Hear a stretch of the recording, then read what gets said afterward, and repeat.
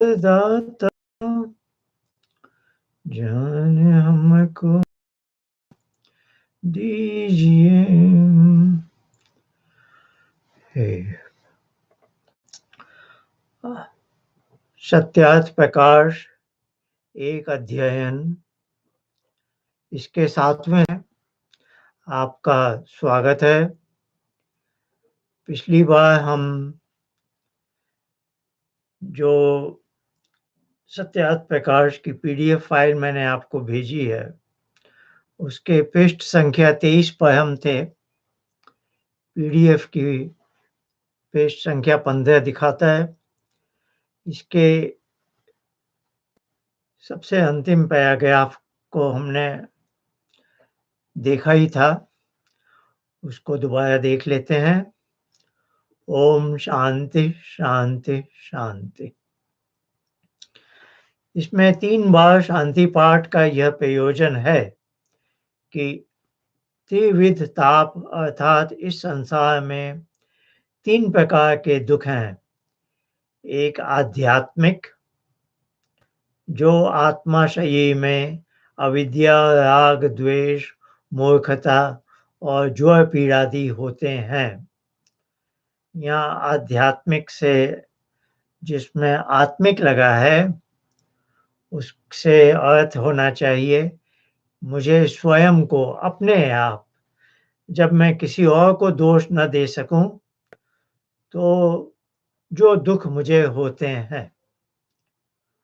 जैसे कोई कहे, यहाँ जैसे हम कहते हैं किसी ने आत्महत्या की, तो उसने आत्मा की हत्या नहीं की है, उसने स्वयं की हत्या की है। तो यहाँ आध्यात्मिक का अर्थ है जिसके मूल कारण में मैं स्वयं ही हूँ। चाहे मैं ये नासमझी है या मुझसे गलती हो गई है या मुझसे लापरवाही हो गई है, ऐसे।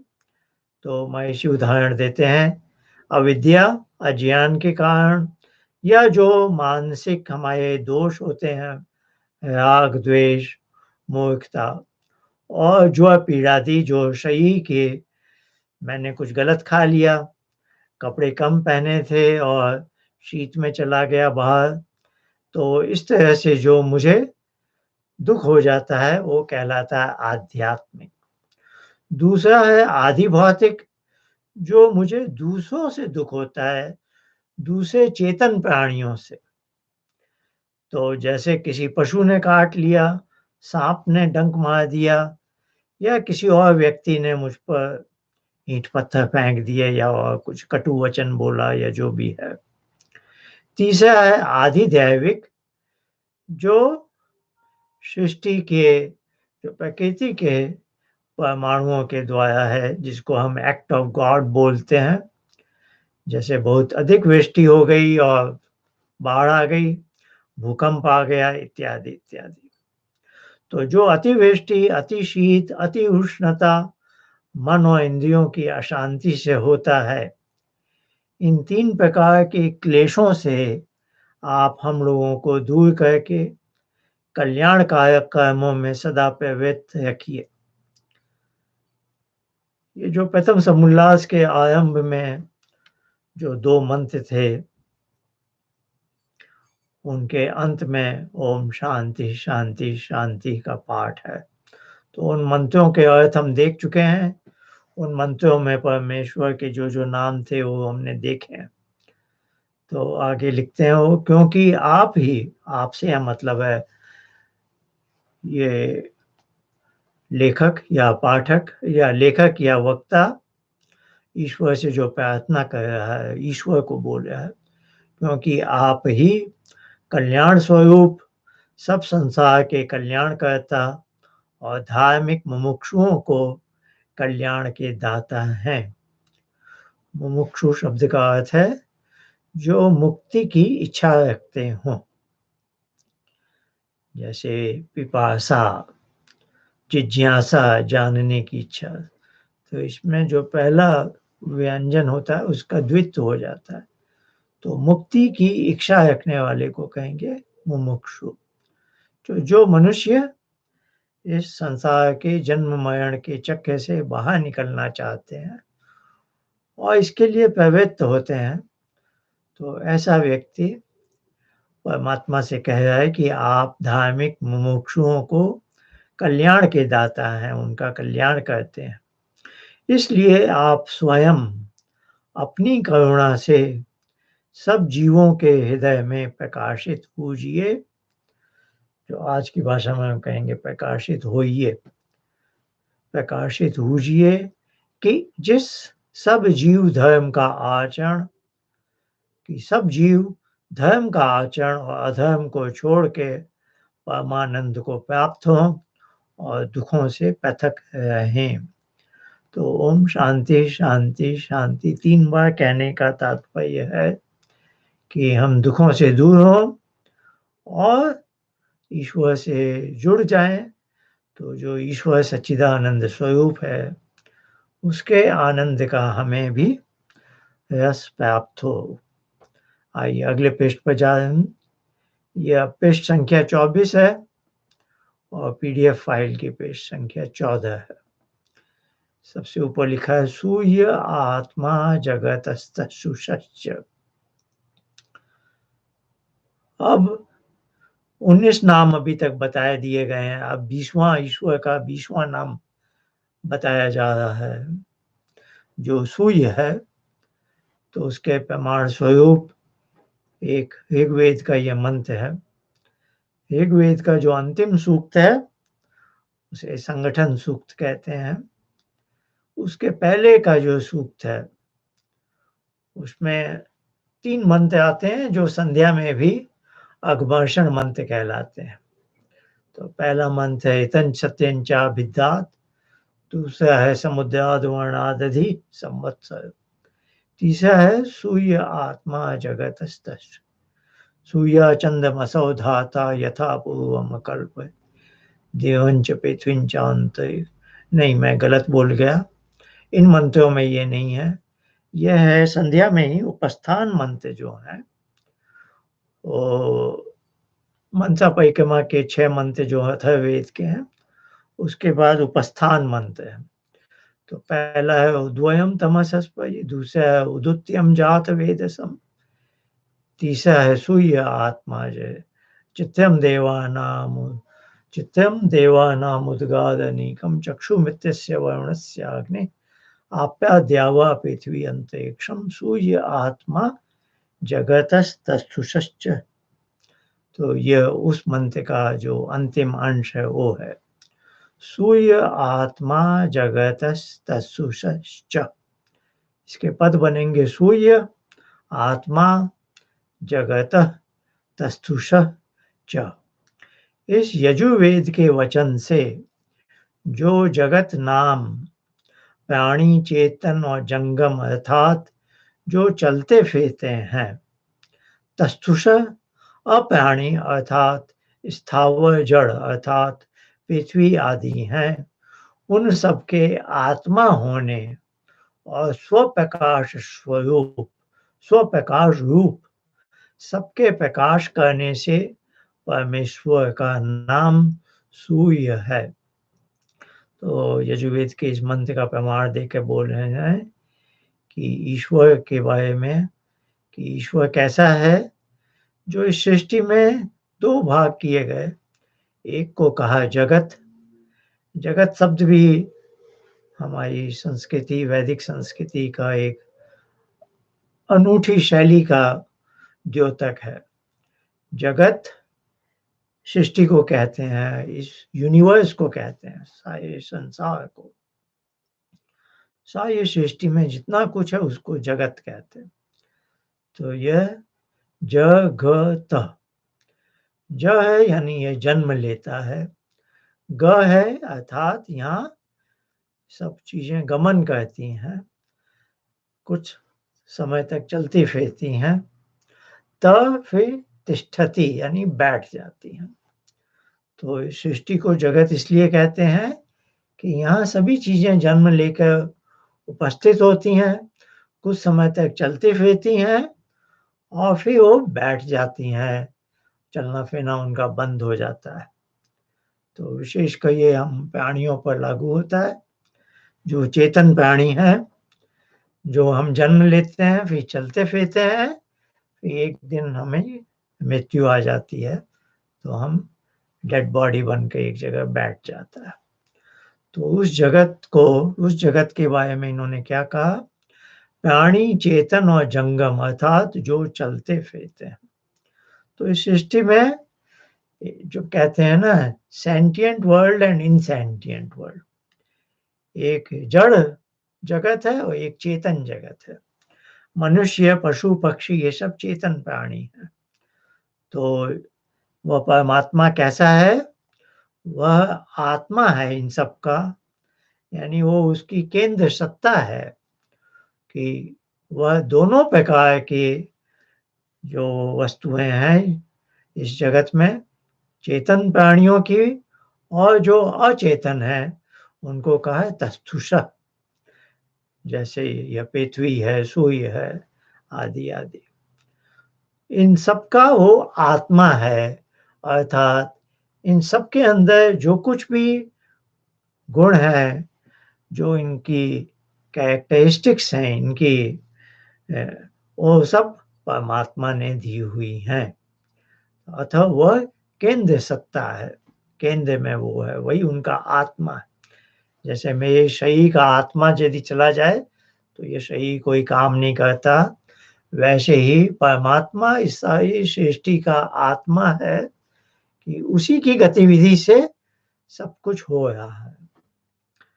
तो इसलिए, और वह स्वप्रकाश रूप है, उसी का प्रकाश, जैसे मेरे शरीर में अभी प्रकाश जैसा है, मेरा हाथ हिल डुल रहे हैं, आंखें बंद हो रही हैं, देख रही हैं, ये सब काम क्यों कर रहे हैं? यह क्योंकि मेरा आत्मा यहाँ बैठा हुआ है। आत्मा यदि चला गया तो ये सब लुढ़क जाएगा। तो उसी प्रकार से इस शरीर का जो भी प्रकाश दिख रहा है वो उस आत्मा का है। वैसे ही इस पूरी सृष्टि का जो प्रकाश है वह असल में ईश्वर का प्रकाश है, जो आत्मा कहलाता है, और वही स्वप्रकाश स्वरूप है, इसलिए उसका नाम सूर्य है। यह सूर्य शब्द का उन्होंने वास्तविक अर्थ बता दिया। अब मनुष्य ने क्या कहा कि यह जो प्रातःकाल सूर्योदय होता है, जिससे हमें प्रकाश मिलता है, उसको भी हमने सूर्य नाम दे दिया, क्योंकि वह भी हमारे लिए स्वप्रकाश स्वरूप है। सूर्य का प्रकाश ही चंद्रमा पर पड़कर हमें शाम को, रात को चंद्रमा दिखाई देता है। चंद्रमा अपने आप में स्वप्रकाश रूप नहीं है, सूर्य का प्रकाश उससे परावर्तित होकर हमें दिख रहा है। तो चंद्रमा स्वप्रकाश रूप नहीं है, लेकिन सूर्य स्वप्रकाश रूप है। लेकिन इस चिंतन की गहराई में जाएंगे तो सूर्य तो जड़ पदार्थ है, यहाँ पर आ गया तस्तुसा, सूर्य उसमें मागिना जाएगा। तो सूर्य भी वास्तव में स्वप्रकाश रूप नहीं है, वह जो भी प्रकाश दे रहा है वह परमात्मा के बनाए नियमों के अनुसार चल रहा है, प्रकाश दे। तो असली सूर्य तो परमात्मा है, और इसको भी हम बोलचाल में सूर्य बोल देते हैं। ये भावना हमेशा आपको दिखेगी। जैसे पिछली बार वायु शब्द के बारे में चर्चा हुई, वायु बलवान है, तो असल में तो ईश्वर का नाम वायु है। ईश्वर के सब नाम बड़े सार्थक होते हैं, पर उसका एक अंश में इस हवा में भी वो ताकत है, तो इस हवा को भी हमने वायु कहा। तो यह बात आपको जगह जगह लागू होगी, आप समझ जाएंगे इसको। अब आइए 21वां और 22वां। अतः सातत्य गमने, इस धातु से आत्मा शब्द सिद्ध होता है। योति तति व्याप्नोति स आत्मा, जो सब जीवादि जगत में निरंतर व्यापक हो रहा है। परश्चासावात्मा च य आत्मभ्यो जीवेभ्य सूक्ष्मेभ्य परोति सूक्ष्म स परमात्मा, जो सब जीव आदि से उत्कृष्ट और जीव प्रकृति तथा आकाश से भी अति सूक्ष्म है और सब जीवों का अंतर्यामी आत्मा है। इससे ईश्वर का नाम परमात्मा है। तो यहाँ दो नाम आए हैं, आत्मा और परमात्मा, जो दोनों ही ईश्वर पर लागू होते हैं। और वेद मंत्रों में भी, उपनिषदों में भी आत्मा शब्द कई बार हमारे जीव के, हमारे जो अपने आत्म तत्व है, जो हमारी चेतना है जहाँ, उसके लिए भी लागू होता है, परमात्मा के लिए भी। और परमात्मा तो हमेशा परमात्मा के लिए ही लागू होता है। तो यहाँ बताया आत्मा शब्द में वो भावना है कि जो सब जगह व्याप्त हो जाता है। जैसे पिछली बार मैं बात कर रहा था कि जल में वायु का प्रवेश संभव है, क्योंकि वायु जल से सूक्ष्म है, तो वायु जल में व्याप्त हो सकती है। इस तरह से आत्मा जो सबसे अधिक सूक्ष्म है, वो सब जगह व्याप्त हो सकता है, वो सबसे ज्यादा सूक्ष्म है। तो वैसे ही मेरे शरीर में, इस शरीर को हम स्थूल बोलते हैं, और जो मेरा मन है वो उसकी अपेक्षा सूक्ष्म है। और उससे भी अधिक सूक्ष्म क्या है? मेरा आत्म तत्व, मेरा अपना आत्मा। पर मेरे अपने आत्मा से भी ज्यादा सूक्ष्म है परमात्मा का आत्म तत्व, क्योंकि वह सर्व अंतर्यामी है और मेरे आत्मा के निकट तो है ही, बल्कि मेरा जहाँ भी आत्मा बैठा हुआ है उसके भीतर भी वो प्रविष्ट है। तो यह भावना जो सबसे अधिक सूक्ष्म है, तो महर्षि कहे हैं जीव, यानी हमारे जीवात्मा से भी, और जो प्रकृति कहते हैं जब परमाणुओं की अव्यक्त अवस्था हो, जब समुद्राद आणवाद वाला, एक समुद्र है आणव वाला, जब परमाणुओं का, उसको सलीलम बोलते हैं, एक द्रव पदार्थ है, वो अव्यक्त रूप में है और अति सूक्ष्म है। और आकाश भी बहुत सूक्ष्म है, लेकिन इनसे भी अधिक परमात्मा सूक्ष्म है। इसलिए ईश्वर का एक नाम परमात्मा है। 23वां नाम पढ़ते हैं।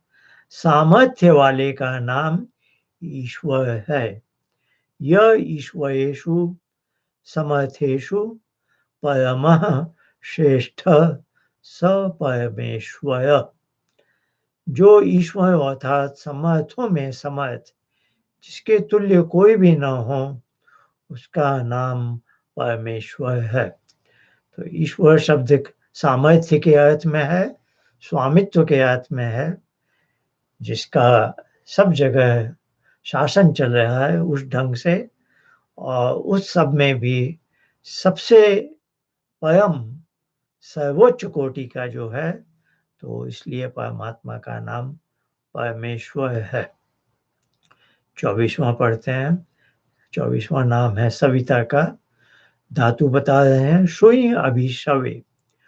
दूसरी धातु और भी है, शुंग प्राणी गर्भ विमोचने। इन धातुओं से सविता शब्द सिद्ध होता है। अभिशव प्राणी गर्भ विमोचनम चोत्पादनम। यश्चराचरं जगत सुनोति सूते वोत्पादयति स सविता परमेश्वर। तो उत्पादन के अर्थ में है जो जन्म देता है, जो सब जगत की उत्पत्ति करता है, इसलिए परमेश्वर का नाम सविता है। तो सविता शब्द गायत्री मंत्र में भी आता है, तत्सवितुर्वरेण्यम। और जो ईश्वर स्तुति के भी पहले मंत्र में, विश्वानि देव सविता दुयितानि पयासु। तो यह सविता जो सारे जगत को जन्म देता है और हमें भी जन्म देता है, इस संसार में भेजता है। और हम भी बोलचाल में जब एक माँ बच्चे को जन्म देती है, हम कहते हैं यह प्रसव है, प्रसव पीड़ा बोलते हैं। तो प्रसव में भी सव जो है वो यही धातु, सविता वाला ही धातु शब्द है। आइए 25वां हम नाम देख रहे हैं, वो देव शब्द के लिए है। धातु बता रहे हैं दिवु, किस-किस अर्थ में आती है? कीड़ा, कीड़ा यानी खेल-कूद जिसको हम बोलते हैं। विजिगीषा, व्यवहार, व्यवहार। द्युति, द्युति है जैसे द्युलोक है जो स्वप्रकाशित होता है। स्तुति, मोद यानी प्रसन्नता, मद उसी से मद भी है। स्वप्न, कांति, गतिषु। इतने अर्थों में यह धातु दिवु आती है। इस धातु से देव शब्द सिद्ध होता है। कीड़ा, जो शुद्ध जगत को कीड़ा कहलाने, जो शुद्ध जगत को हम बोलते हैं ना, वो ये सब ईश्वर की लीला है। तो ईश्वर की लीला है, जैसे उसके लिए तो ये सब अनायास खेल-कूद में हो रहा है। वो कुछ उसको वैसी मेहनत नहीं करनी पड़ती है जो हमें करनी पड़ती है। वो सब अनायास कर लेता है, उसकी तो इच्छा मात्र से हो जाता है। ईक्षण बोलते हैं। विजिगीषा, धार्मिकों को जिताने की इच्छा युक्त। तो ये उसके स्वभाव में है कि जो धार्मिक है उनको वह आगे की ओर, ऊपर की ओर ले जाता है। व्यवहार, सब चेष्टा के साधनों का दाता। जैसे हम कुछ चीज़ उठा सकें, इसके लिए उसने हमें हाथ के साधन दिए हैं और उपसाधन भी दिए हैं। अब ये हाथ बीच में मुड़ भी जाता है, यदि हमेशा ऐसे ही तना हुआ रहता तो हमें बहुत मुश्किल होती। तो इस तरह से एक हाथ में उँगलियाँ भी हैं, तो पूरा हाथ देखें तो ये एक साधन है और इसके विभिन्न अंग-प्रत्यंग उपसाधन हैं। यह सब उसने हमें दिए हैं ताकि हम विभिन्न प्रकार की चेष्टा कर सकें। द्युति, स्वयं प्रकाश स्वरूप, सबका प्रकाशक। उसके उसका इतना प्रकाश है, वो किसी और से वह किराए पर थोड़ी देर के लिए माँग कर नहीं लेता है। स्वयं प्रकाश, जैसे चंद्रमा तो सूर्य से प्रकाश लेता है। तो उस दृष्टि से द्यू धातु किस अर्थ में है कि जो स्वयं प्रकाश स्वरूप हो, और इतना ही नहीं, वह दूसरों को प्रकाश दे दे। जैसे सूर्य स्वयं प्रकाश स्वरूप है और चंद्रमा को भी प्रकाशित कर देता है। स्तुति, प्रशंसा के योग्य। मोद, आप आनंद स्वरूप और दूसरों को आनंद देने हारा। मद, मदोन्मत्तों का ताड़ने हारा। जो उन्मत्त हो जाए, मद से जो उन्मत्त हो जाए, जिसके सिर पर मद ज़्यादा चढ़ जाता है, उन्मत्त हो जाता है, उसका ताड़ने हारा यानी उसको गिराने वाला, नीचे कर देना। स्वप्न, सबके शयनार्थ, रात्रि और प्रलय का करने हारा। दिन भर हम तन और मन से काम करते हैं, फिर शाम होते-होते, रात होते-होते हम थक जाते हैं। तो जो रात्रि की वेला है, ये भी जैसे आप जानते हैं, रात्रि को भी देवी के रूप में कहा है, वेद मंत्रों में आता है। रजनी, निशा, और ये आप जानते हैं, हम लोग महिलाओं के ये नाम भी देते हैं। रात्रि ऐसे तो अंधकार वाली है, तो अंधकार को तो अच्छा नहीं माना जाता है, और ये शब्द देव वाले हैं, देवत्व वाले हैं। क्यों? क्योंकि रात्रि हमारी थकान को ले जाती है और हमें तरोताज़गी देती है। अगली सुबह हम एकदम ताज़गी से युक्त, ऊर्जा से युक्त उठते हैं। जैसे रात की नींद में हमारी थकान कोई ले गया और हमें फिर से नई स्फूर्ति दे गया।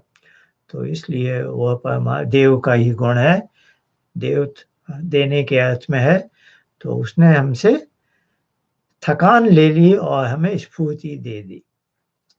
स्वप्न, सबके शयनार्थ, रात्रि और प्रलय का करने हार। जब सृष्टि भी एक बार अपने चरम बिंदु पर पहुँचने के बाद प्रलय की ओर जाती है, क्योंकि जो भी परमाणुओं से ये सृष्टि बनी है, उनका भी एक तरह से लाइफ टाइम, उनकी भी आयु पूरी हो जाती है। क्योंकि हर वस्तु का एक आयु है, जो परमाणुओं से बनी है। जैसे कुम्हार ने घड़ा बनाया, नया घड़ा है, लेकिन कुछ महीने आप चाहे उसको कितनी ही सावधानी से रखें, फिर भी कुछ वर्षों के बाद वो ऐसा है कि जरा से छूने पर या हवा के झोंके से ही भुरभुरा के एकदम गिर पड़ता है। तो परमाणुओं से बनी सभी चीज़, जैसे घड़ा मिट्टी से बना और टूटकर वापस मिट्टी में मिल गया, वैसे ही ये सारी सृष्टि विधम मिट्टी का आशय है, जो समुद्राद अर्णवाद, उस परमाणुओं से भरे समुद्र से परमात्मा ने लेकर बनाई थी। जैसे कुम्हार ने मिट्टी से घड़ा बनाया, परमात्मा ने अव्यक्त प्रकृति के परमाणुओं से ये सारी सृष्टि बनाई। फिर कुम्हार का बनाया घड़ा वापस मिट्टी में मिल जाता है, वैसे ही ईश्वर की बनाई सृष्टि वापस उस प्रकृति के उसमें लय हो जाती है। तो इसको कहते हैं प्रलय। प्रलय को इंग्लिश में बहुत से लोग इसको डिस्ट्रक्शन बोलते हैं, जैसे ईश्वर विनाश कहता है। इसको विनाश नहीं कहना चाहिए, इसको डिस्ट्रक्शन के बदले डिसोल्यूशन, कि ये वापस जहाँ से आया है वहीं परमाणुओं के समुद्र में वापस सब चला जाएगा। तो जो थोड़ा इंजीनियरिंग फिजिक्स से परिचित हैं, वो जानते हैं कि थर्मोडायनामिक्स में एक प्रॉपर्टी है एंट्रोपी। तो कहते हैं इंजीनियरिंग में कि इस पूरे जगत की, यूनिवर्स की एंट्रोपी समय के साथ-साथ बढ़ती है, ये घटती नहीं है कभी। और एंट्रोपी का अर्थ होता है डिसऑर्डर, कैओस।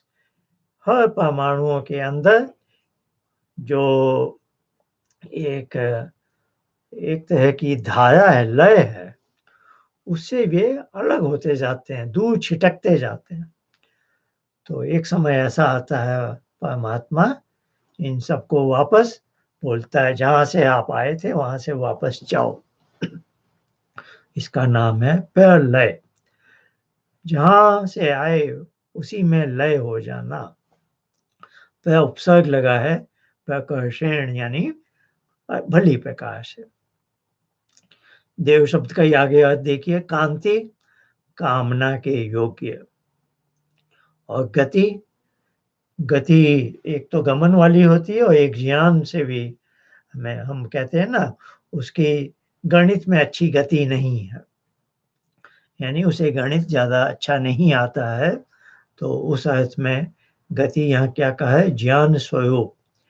तो देव शब्द के इतने अर्थ बताए, ये सब ईश्वर पर बड़े ही उत्कृष्ट रूप में लागू होते हैं, इसलिए उस परमेश्वर का नाम देव है। और भी प्रमाण दे रहे हैं, अथवा यो दिव्यति क्रीडति स देव, जो अपने स्वरूप में आनंद से आप ही क्रीड़ा करे, अथवा किसी के सहाय के बिना क्रीड़ावत सहज स्वभाव से सब जगत को बनाता, वह सब क्रीड़ाओं का आधार है। विजिगीषते स देव, जो सबका जीतने हारा, स्वयं अजेय, अर्थात जिसको कोई भी न जीत सके। व्यवहारयति सदेव, जो न्याय और न्याय रूप व्यवहारों का जनाने और उपदेष्टा। यश्चराचरं जगत द्योतयति, जो सबका प्रकाशक। यह स्तूयते स देव, जो सब मनुष्यों को प्रशंसा के योग्य और निंदा के योग्य न हो। यो मोदयति स देव, जो स्वयं आनंद स्वरूप और दूसरों को आनंद कराता, जिसको दुख का लेश भी न हो। यो माद्यति स देव, जो सदा हर्षित, शोक रहित और दूसरों को हर्षित करने और दुखों से पृथक रखने वाला। यह स्वापयति सदेव, जो प्रलय समय अव्यक्त में सब जीवों को सुलाता। तो एक तो है दिन और रात 24 घंटे वाले, दिन और रात का चक्र। तो दिन में हम काम करते हैं, रात में सोते हैं। तो एक है ब्रह्म दिन और ब्रह्म रात्रि वाली बात। तो ब्रह्म रात्रि में सब कुछ को सोना पड़ता है, परमाणु जगत को भी सोना पड़ता है। तो यह काम्यते वा स देव, जिसके सब सत्य काम और जिसकी प्राप्ति की कामना सब शिष्ट करते हैं। यो गच्छति गम्यते वा स देव, जो सब में व्याप्त और जानने के योग्य है, इससे उस परमेश्वर का नाम देव है। तो देव शब्द के इतने अर्थ बताए और प्रमाण भी दिए और कहा कि यह सब ईश्वर पर लागू होते हैं, अतः परमात्मा का एक नाम देव भी है। आइए 26वां पढ़ते हैं। कुबी आच्छादने, इस धातु से कुबे शब्द सिद्ध होता है।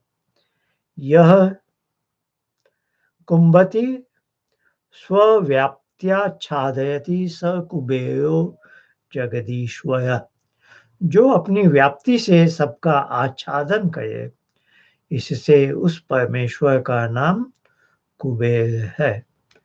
बोलचाल में कुबेर धनवान व्यक्ति को कहते हैं। तो यहाँ सबसे अधिक धनवान तो ईश्वर है, क्योंकि वो सबको उसने ढका हुआ है। जैसे जो धनवान होता है, उसके छाते के नीचे उसकी छत्र छाया में उसकी सारी संपत्ति है। तो परमात्मा ने तो सारे जगत को ढका हुआ है, आच्छादित किया हुआ है, जो अपनी व्याप्ति से, क्योंकि वो सब जगह व्याप्त है, उसने सबको ढका हुआ है, इससे उसका नाम कुबेर है। 27वां। अब ये पृथ्वी शब्द है। पृथु विस्तारे, इस धातु से पृथ्वी शब्द सिद्ध होता है। यह पर्थति सर्वं जगत विस्तराणि तस्मात् स पृथ्वी, जो सब विस्तृत जगत का विस्तार करने वाला है, इसलिए उस ईश्वर का नाम पृथ्वी है। विस्तार करना मतलब एक चीज को खींच कर बढ़ाना। जैसे बुनकर कपड़ा बुनता है, ताना बाना बुनकर उसको विस्तृत करता जाता है, बड़ा करता जाता है, बड़ी चादर बनाता है। तो जो चीज जिसके अंदर यह गुण है, शायद किसी भी वस्तु को विस्तृत करके बड़ा करना, वह परमेश्वर पर लागू होता है। अतः परमेश्वर का नाम पृथ्वी है। फिर मनुष्य ने देखा यह पृथ्वी भी बहुत विस्तृत है। आप खुले मैदान में या समुद्र तट पर जाए, सब जगह पृथ्वी फैली हुई दिखती है, विस्तृत है। तो इसलिए इस पृथ्वी को भी पृथ्वी कहा। तो ये हमारी भाषा की बड़ी अनोखी शैली है, जो उसका लचकीलापन है कि शब्द का अर्थ उसकी धातु में निहित है और उसका उत्कृष्ट अर्थ तो परमात्मा पर लागू होता है, और छोटे अंश में वह जगत के विभिन्न वस्तुओं पर लागू होता है। अब 28वां देखते हैं जल शब्द के बारे में। जल घातने, इस धातु से जल शब्द सिद्ध होता है। जलति घातयति दुष्टान संघातयति अव्यक्त परमाणुआदीन तद ब्रह्म जलम। अब जल के बारे में, जल के गुण बताएं।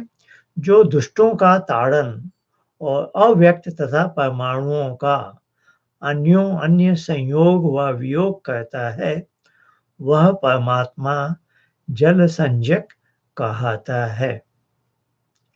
जो दुष्टों को जल प्लावन में बाढ़ आने पर और जल की अतिवृष्टि से वह दुष्टों को दंड दे सकता है, तो इस तरह से उसका नाम जल है।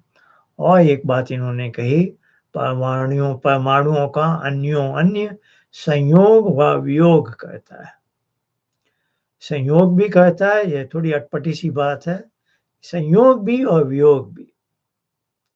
तो जैसे कुम्हार की बात चल रही थी, वो मिट्टी से घड़ा बनाता है, तो उस समय उसके पास सूखी मिट्टी होती है, एकदम बारीक पिसी हुई, तो उसमें वो पानी मिलाता है ताकि मिट्टी के जो छोटे-छोटे कण हैं, वो आपस में मिल जाएँ। तो उसने संयोग करने के लिए पानी मिला दिया मिट्टी में। फिर उसकी लुगदी बन जाती है, फिर वो अपने चाक पर अपनी कला कौशल से एक घड़ा बनाता है। और एक समय ऐसा आता है, समझिए आपको कहीं मिट्टी का ढेला मिल जाए, मिट्टी का ढेला है और आप उसको तोड़ना चाह रहे हो कि परमाणु उसके अलग-अलग हो जाएँ, तो उसको एक तरीका है, उसको पानी में भिगा दिया। और जब मिट्टी के ढेले को आपने पानी में भिगा दिया, तो आप देखेंगे अब आप उसे दबा सकते हैं, उसको हाथ से आसानी से तोड़ भी सकते हैं, छोटे-छोटे टुकड़े बना सकते हैं। तो जहाँ संयोग भी करता है, वहाँ वियोग भी करता है। तो दोनों ही गुण जल में है, तो परमात्मा में वो सब लागू होता है। उसने मुझे जन्म के समय मेरे आत्मा को इस शरीर से जोड़ भी दिया और जब मृत्यु का समय होगा, तो मेरे आत्म तत्व को मेरे शरीर से वियोग भी कर देगा। तो इस गुण के कारण परमात्मा का नाम जल है। अब 29वां देखें हैं, आकाश शब्द है, धातु है काश्य दीप्तौ। इस धातु से आकाश शब्द सिद्ध होता है। यह सर्वतः सर्वं जगत प्रकाशयति स आकाश। जो सब ओर से सब जगत का प्रकाशक है, इसलिए उस परमात्मा का नाम आकाश है। आकाश सबसे मौलिक तत्व है, क्योंकि आकाश ही न हो तो कोई भी वस्तु जगत में कहीं ठहर भी नहीं सकती है। तो इसलिए आकाश के बिना तो कुछ हो ही नहीं सकता, इसलिए वो सब जगत का प्रकाशक है और वही everything stage in the space so to say, है ना? अब 30वां, 31वां, 32वां 3 नाम और हैं, अन्न, अन्नाद और अत्ता। धातु है अधभक्षणे। अधभक्षणे, भक्षण करना अर्थात खाना, किसी चीज़ को हम खाते हैं, जो हम निगल जाते हैं। तो वो धातु है अधभक्षणे। इस धातु से अन्न शब्द सिद्ध होता है। तो अन्न शब्द गेहूँ, चावल, जौ, बाजरा ये सब अन्न कहलाते हैं। क्यों? क्योंकि वे खाने योग्य हैं। मांस को अन्न नहीं कहते, क्योंकि मांस अभक्ष्य पदार्थ है। तो अन्न बना ही ऐसे है कि जो हमारे लिए खाद्य है। आगे देखिए, उपनिषद का एक मंत्र दिया है, अद्यते अत्ति च भूतानि तस्मादन्नं तदुच्यते। अहम अन्नम अहम अन्नम अहम अन्नम, अहम अन्नादो अहम अन्नादो अहम अन्नाद, अत्ता च गहणात्। यह व्यास मुनि के शायक सूत्र है। जो सबको भीतर रखने, सबको ग्रहण करने योग्य, चराचर जगत का ग्रहण करने वाला है, इससे ईश्वर के अन्न, अन्नाद और अत्ता नाम है। तो परमेश्वर पर क्या-क्या लागू होता है? उसने हर पूरे जगत को अपने भीतर रखा है।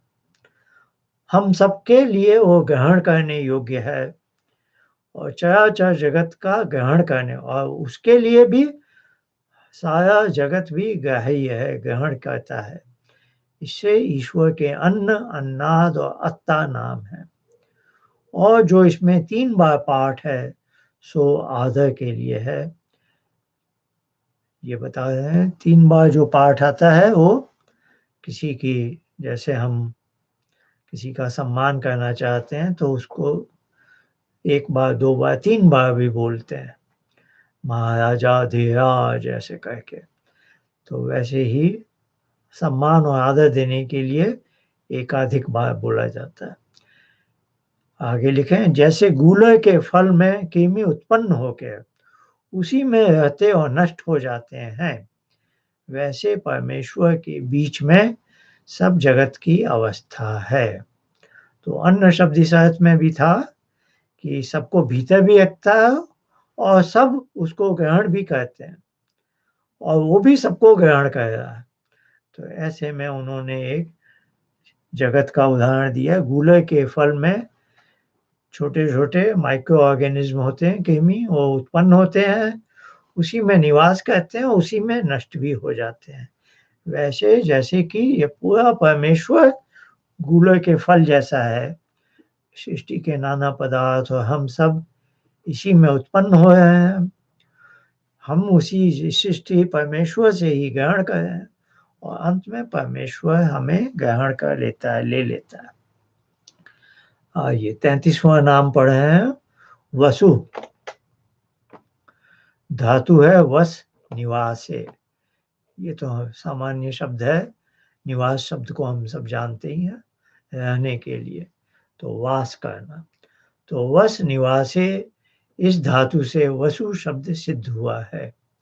वसंती भूतानि यस्मिन् नत्वा यह सर्वेषु वसति स वसु ईश्वर। जिसमें सब आकाश आदि भूत वसते हैं और जो सब में वास कर रहा है, इसलिए उस परमेश्वर का नाम वसु है।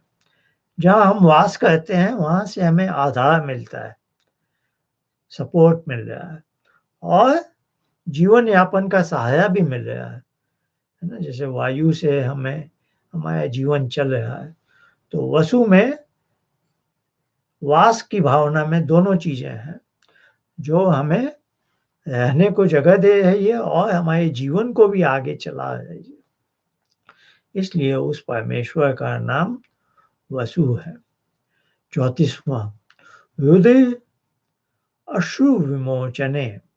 इस धातु से णिच प्रत्यय होने से युद्ध शब्द सिद्ध होता है। यो रोदयत्यंत अन्याय कायनो जनान स युद्धः। जो दुष्ट कर्म करने हारों अन्यायकारी लोगों को रुलाता है, इससे परमेश्वर का नाम रुद्र है। रुदन शब्द हम जानते ही हैं, रुदन यानी रोने का। वहाँ और यहाँ पर रुद्र नाम आया परमेश्वर का, क्योंकि वह दुष्ट लोगों को दुख देता है और रुलाता है। अब यजुर्वेद के ब्राह्मण का वचन है। ब्राह्मण एक पुस्तक का नाम होता है, बहुत संभव है वो शतपथ ब्राह्मण है। यन मनसा ध्यायति तद वाचा वदति, यद वाचा वदति तत् कर्मणा करोति, यत् कर्मणा करोति तद अभिसंपद्यते। जीव जिसका मन से ध्यान करता है, उसको वाणी से बोलता, जिसको वाणी से बोलता उसको कर्म से करता, जिसको कर्म से करता उसी को प्राप्त होता है। इससे क्या सिद्ध हुआ कि जो जीव जैसा कर्म करता है वैसा ही फल पाता है। जब दुष्ट कर्म करने वाले जीव ईश्वर की न्याय रूपी व्यवस्था से दुख रूप फल पाते तब रोते हैं और इसी प्रकार ईश्वर उनको रुलाता है। इसलिए परमेश्वर का नाम रुद्र है। तो यजुर्वेद के एक ब्राह्मण वचन का उन्होंने प्रमाण दिया कि जैसा हम सोचते हैं मन से वैसा ही बोलते हैं और वैसा ही हमारा कर्म हो जाता है, और जैसा हम कर्म संपादित करते हैं वैसा ही हमें फल भी मिलता है।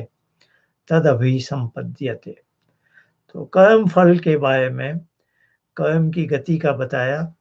तो अच्छे कर्म करने का फल सुख है और दुष्ट कर्म करने का फल दुख है।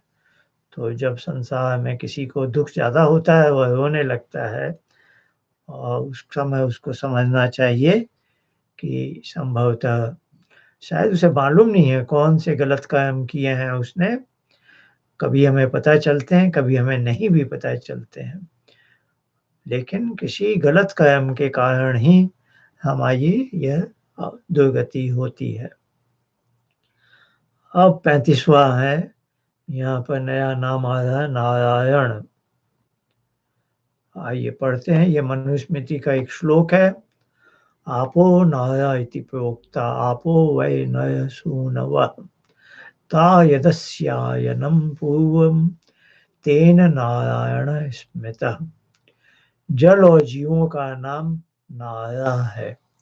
वे अयन अर्थात निवास स्थान है जिसका, इसलिए सब जीवों में व्यापक परमात्मा का नाम नारायण है। अयन निवास स्थान को भी कहते हैं और जल और जीव का नाम नारा बताया। नर सब तो हम जानते ही हैं, नर और नारी, तो जल भी उसमें सम्मिलित है। नी शब्द हम जानते ही हैं, तो एक कॉमन नाम आ गया नारा, जो जल और जीव दोनों के लिए। और इन सब में परमात्मा का निवास है, अयन है। अतः नारा और अयन मिलकर शब्द बना नारायण। अयन का जो न है वो ण हो जाता है, जैसे प्राण अपान व्यान, तो सब जगह न है अपान व्यान समान उदान में, तो प्राण का जो न है वो प्र में जो है उसके कारण ण हो जाता है, तो नारायण, तो अंत का जो न है ण हो गया। अष्टाध्यायी में एक सूत्र है, असाभ्याम नोण समान पदे। आगे र हो या मूर्धन्य श हो तो न का ण हो जाता है। सब व्याकरण के नियम है, और ये व्याकरण का नियम मत समझिए, ये सब संस्कृत भाषा बड़ी वैज्ञानिक है, तो हमारी वाणी का जो यंत्र है उसके लिए ये स्वाभाविक है कि र के बाद न आएगा तो हम न को ण बना देंगे, ये अपने आप ही होता है। तो इसका व्याकरण में फिर नियम भी बना देते हैं, दोनों बातें एक ही हैं। 36वां चंद्र शब्द के लिए बोले हैं चदी आह्लादे, आह्लाद होना, अच्छा लगना। इस धातु से चंद्र शब्द सिद्ध होता है। यश चंदति चंदयति वा स चंद्र, जो आनंद स्वरूप और सबको आनंद देने वाला है, इसलिए ईश्वर का नाम चंद्र है। 37वां ये मंगल शब्द के लिए है, मगी गत्यर्थक, गति के अर्थ में। इस धातु से मंगेलच, इस सूत्र से मंगल शब्द सिद्ध होता है। यो मंगति मंगयति वा स मंगल, जो आप मंगल स्वरूप और सब जीवों के मंगल का कारण है, इसलिए उस परमेश्वर का नाम मंगल है। 38वां बुध अवगमने, इस धातु से बुद्ध शब्द सिद्ध होता है। यो बुध्यते बोध्यते वा स बुध, जो स्वयं बोध स्वरूप और जब सब जीवों के बोध का कारण है, इसलिए उस परमेश्वर का नाम बुध है। बृहस्पति, अब हमें दिला रहे हैं कि बृहस्पति शब्द का अर्थ कह दिया, अभी सभी ग्रहों का नाम बता रहे हैं, तो बुध के बाद बृहस्पति का आना चाहिए था क्रम, वो लिख नहीं आए हैं क्योंकि पहले ही बता चुके हैं। आइए 39वां ईशु चे पूति भावे, इस धातु से शुक्र शब्द सिद्ध हुआ है। यह शुच्यति शोचयति वा स शुक्र, जो अत्यंत पवित्र और जिसके संग से जीव भी पवित्र हो जाता है, इसलिए ईश्वर का नाम शुक्र है। 40वां चर गति भक्षणयोः, चर धातु है, हम जानते हैं चर माने चलना, गाय घास चरती है तो चलती भी जाती है और घास खाती भी जाती है, तो गति भी है और भक्षण भी है, तो चर गति भक्षणयोः। इस धातु से शनेश अव्यय उपपद, शने है धीरे-धीरे धैर्यपूर्वक उस अर्थ में आता है। वह शनैः-शनैः आ रहा है, कुछ काम धीरे-धीरे किए जाते हैं। इस धातु से शनैः अव्यय उपपद होने से शनैश्च शब्द सिद्ध हुआ है। यह शनैश्चयति स शनैश्चय, जो सब में सहज से प्राप्त धैर्यवान है, इससे उस परमेश्वर का नाम शनैश्चय है। 41वां रह त्यागे। इस धातु से राहु शब्द सिद्ध होता है। यो रहति परित्यज्यति दुष्टान राहयति त्याजयति स राहु ईश्वर, जो एकांत स्वरूप, जिसके स्वरूप में दूसरा पदार्थ संयुक्त नहीं, जो दुष्टों को छोड़ने और अन्य को छुड़ाने आया है, इससे परमेश्वर का नाम राहु है। आइए एक और पढ़ लेते हैं। आज 42वां, आज का समय होया 42वां। कित निवासे रोगापनयने च। इस धातु से केतु शब्द सिद्ध होता है। यह केतयति चिकित्सति वा स केतु ईश्वर, जो सब जगत का निवास स्थान, सब रोगों से रहित और मुमुक्षुओं को मुक्ति समय में सब रोगों से, दुखों से छुड़ाता है, इसलिए उस परमात्मा का नाम केतु है। तो आप यहाँ देख रहे हैं जितने ग्रह आदि के नाम हैं, उन शब्दों को लिया और उनका मूल अर्थ परमेश्वर है यह बताया। और जैसा कि हमने देखा है सूर्य और पृथ्वी के साथ कि असल में वो परमेश्वर के वाचक हैं, किंतु सूर्य जिसको दी सन बोलते हैं, पृथ्वी दी अर्थ, इनमें भी उस धातु के कुछ एक अंश में अर्थ लागू होते हैं, इसलिए सूर्य को सूर्य बोल दिया, पृथ्वी को पृथ्वी कह दिया, पर इसका असली अर्थ उत्कृष्ट रूप में परमेश्वर पर ही लागू होता है। वैसे ही ये जो ग्रहों के नाम आए इतने शब्द, ये सब मूल रूप में परमेश्वर पर लागू होते हैं, पर इन ग्रहों की भी कुछ इनके गुण ऐसे हैं कि हमारे पुराने ऋषियों ने, वैज्ञानिकों ने उस ग्रह का नाम बुध, मंगल, चंद्र, ये सब ऐसे करके रखा है। चंद्रमा तो उपग्रह है, तो ऐसे राहु, केतु, ये सब। अब अगली बार हम यहाँ 43वें में जो यज्ञ शब्द है वो भी परमात्मा का नाम है, और यश धातु है देव पूजा संगतिकरण दानेशु के अर्थ में। यहाँ से हम विचार आरंभ करेंगे।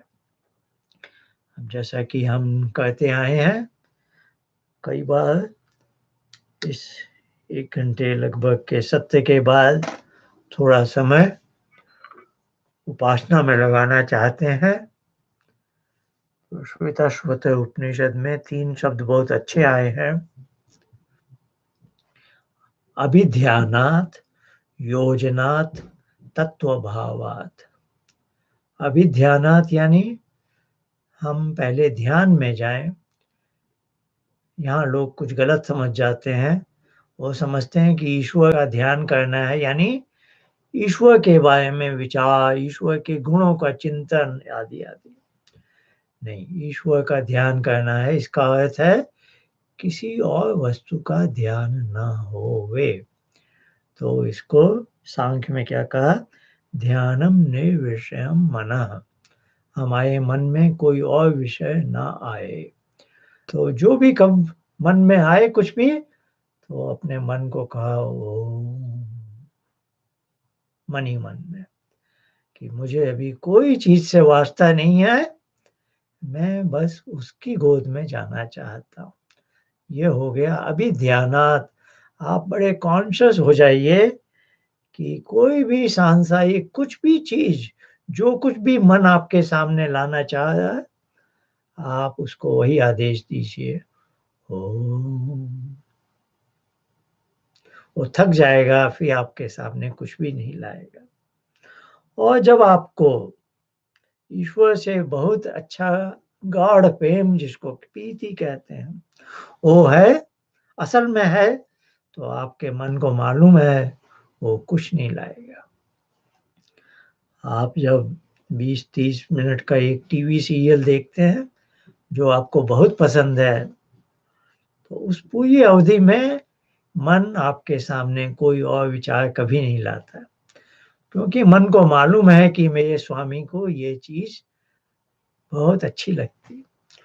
तो वैसे ही आपने परमात्मा से वो जो नाता बना लिया कि मुझे उसी की गोद में जाना है और कुछ नहीं, तो वास्तव में धीरे-धीरे अभ्यास के बाद एक समय ऐसा आएगा, मन आपके सामने कुछ और लाएगा ही नहीं। तब कहेंगे हम अभिध्यानात्। इसको आप गलत मत समझिए कि ईश्वर के बारे में सोचते जाएँ, सोचते जाएँ। यदि आप कुछ सोच रहे हैं, मन में विचार हैं, श्रृंखला है, तो वो चित्त की वृत्ति है। योग के लिए क्या कहते हैं? चित्त की वृत्तियाँ रुक जानी चाहिए, निरोध हो। तो ये अभिध्यानात् है, मन को बार-बार कहा, नहीं, नहीं, नहीं, ये भी नहीं, ये भी नहीं। उपनिषद की भाषा में कहते हैं नेति, नेति नहीं, अभी तो मुझे बस उसकी ही गोद में जाना है और वहाँ मैं अकेले जा सकता हूँ, तुम्हें अपने मन को भी साथ नहीं ले जा सकता। इसलिए मैं मन को बार-बार बोल रहा हूँ, तुम यहाँ शांत होकर बैठ जाओ, मैं तुमसे फिर अलग हो सकूँगा और तभी मैं उससे जुड़ सकूँगा। तो पहला शब्द है अभिध्यानात्, फिर है योजनात्, फिर मैं परमेश्वर से जुड़ता हूँ। जब मन एकदम शांत हो जाता है, तब आप उससे डिस्कनेक्ट हो जाते हैं। जैसे कार से चला के आप कहीं पहुँचे हैं अपने मित्र से मिलने, तो वहाँ कार खड़ी कर देते हैं, फिर आप कार से उतर जाते हैं। आप कार से अलग हो गए। आप कार में ही बैठे रहेंगे तो अपने मित्र से कभी नहीं मिल पाएँगे। तो कार एक वाहन है, एक इंस्ट्रूमेंट है, वैसे ही मन भी एक इंस्ट्रूमेंट है, जो जगत की सब चीज़ों के पास मुझे ले जाता है। और अब मैं जब परमात्मा के पास जा रहा हूँ, मैं अपने मन को रोकना चाह, मेरी कार की तरह रुक जाओ, फिर मैं तुमसे डिस्कनेक्ट होऊँगा और फिर मैं उससे मिलूँगा योजनात्, अभिध्यानात् योजनात्। फिर क्या होगा? तत्वभावात्, मैं ईश्वर के उस भाव में, एक समुद्र में बस डूब जाऊँगा, वहाँ कुछ भी नहीं। तो ये श्रृंखला बताई है, इसी को हम उसकी गोद में बैठ पहुँच जाएँ तो होगी ईश्वर उपासना। वहाँ कोई हलचल नहीं होनी चाहिए। ऐसी स्थिति हो जो हम बोलते हैं सुषुप्ति में होती है, गाढ़ी नींद में। गाढ़ी नींद से जब हम बाहर आते हैं तो हम कहते हैं कुछ भी नहीं था। उस कुछ नहीं वाली स्थिति को प्राप्त करना है और जब भी आपको लगे वो स्थिति के बदले कुछ और है, आप मन को बोलिए ओम। कुछ ज़्यादा हलचल लगे तो एक बार गहरी साँस बाहर लीजिए। मन की गति कुछ अधिक हो जाए तो नासिका से गहरी साँस बाहर फेंक दी और ऐसा कल्पना की कि जो भी विचार थे, जो भी कुछ चल रहा था मन में, वो सब मैंने बाहर फेंक दिया। फिर मन से बोलिए ओम। आप जब भी ऐसे आदेश देंगे मन को, तो आपको कुछ छोटी-सी एक अवधि शांत मिल जाएगी। फिर कुछ हलचल हुई, फिर उसको आदेश दीजिए ओम। अभ्यास से क्या होगा धीरे-धीरे, यहाँ तो हम साप्ताहिक करते हैं, पर आपको घर में ये दैनिक करना है। हो सके तो दिन में 2 बार। इससे आपका अभ्यास बढ़ेगा और इससे आपकी वास्तव में आत्मिक उन्नति होगी। तो जो कि हम सत्यार्थ प्रकाश के अध्ययन से करना चाहते हैं। तो वो हमारा एक थ्योरेटिकल पार्ट है और ये हुआ प्रैक्टिस पार्ट। दोनों को साथ लेकर हम चलेंगे तो हमारी आत्मिक उन्नति असल में हो सकेगी। तो आइए 3 बार हम इसको प्रणव ध्वनि बोलते हैं। पहली बार थोड़ी ज़ोर से, फिर हल्की, फिर एकदम हल्की और फिर उसके बाद जैसे आपको आवश्यकता हो इसका उपयोग कीजिए, लेकिन मन ही मन में। आइए मैं इसमें समय भी लगा देता हूँ, 15 मिनट ही लगाऊँगा, ज़्यादा नहीं।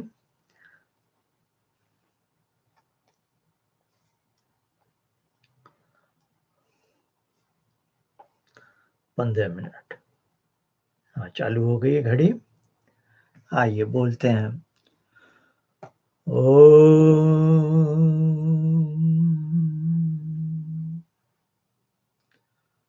ओम।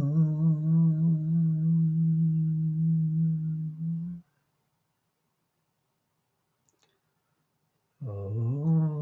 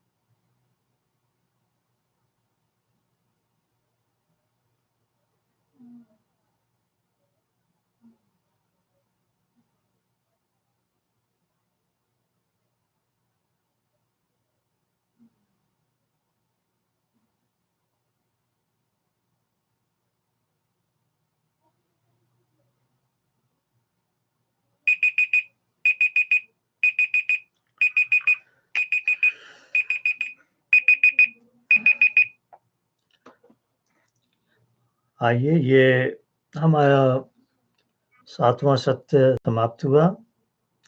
अब अगले सप्ताह मिलेंगे। बृहस्पतिवार ह्यूस्टन के सेंट्रल टाइम के 5 बजे। आपको धन्यवाद। नमस्ते।